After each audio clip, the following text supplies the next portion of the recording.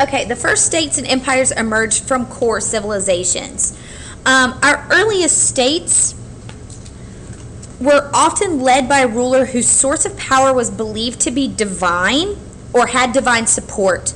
They were supported by the military. It's hard to argue with somebody who says that God put them there. So these rulers had kind of an impenetrable argument. They couldn't, nobody could argue with the fact that God said so. I mean, you still can't, if somebody says, God told me to do this, that's very hard to argue with. And these were powerful new systems. They mobilized surplus labor and resources over large areas. They were very organized and they were able to get things done.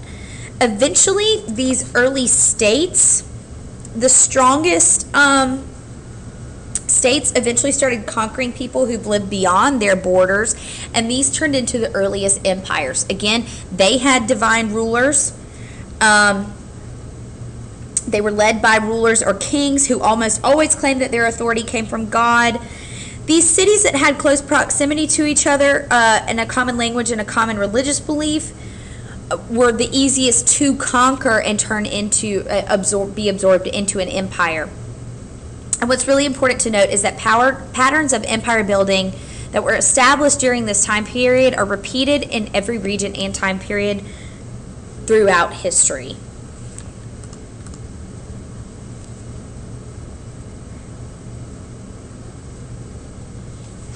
As states grew and competed for land and resources, the more favorably situated had greater access to resources. So as states are growing, and what that means favorably situated is just literally where you are on a map and what the natural resources are around you that is going to allow you to continue your conquering, continue your empire building, and that means that you need, like the Hittites had access to iron, so they were able to make better weapons, they were able to make better tools, so therefore they're going to increase their army and they're going to increase their food production, which is going to lead to population growth, which is going to increase their army numbers. I mean, it's just a vicious cycle here.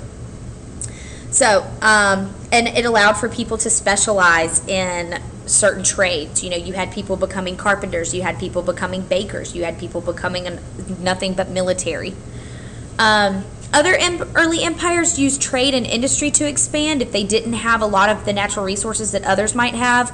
And when I talk about the largest empires that grew the quickest, I'm talking in particularly about the Babylonians of Mesopotamia and the Egyptians. Those are the big ones that we're talking about. Other early empires, like I said, are going to use trade and industry to expand, but this isn't necessarily conquering and creating an empire. This is merely absorbing a smaller society into your own.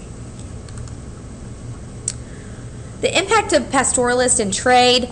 The pastoralists were what we would consider the developers and the disseminators, meaning they're the ones that kind of handed out this information about new weapon techniques and modes of transportation. These ideas transformed warfare in agrarian societies. It stopped being just kind of like a unorganized hand-to-hand battle into a more militaristic, linear warfare that involved actual strategic movements that would emphasize your weapon strength. And it fostered connections between settled areas. Even if there was a large expanse of land in between two different areas, the pastoralists who are moving with their herds and the merchants that are coming along trading are still going to connect different areas because they're passing along goods, ideas, and technology as well. Notable trade areas that you need to know are the Nile River Valley, Mesopotamia, and the Mediterranean. And that's it for video 2. Thanks.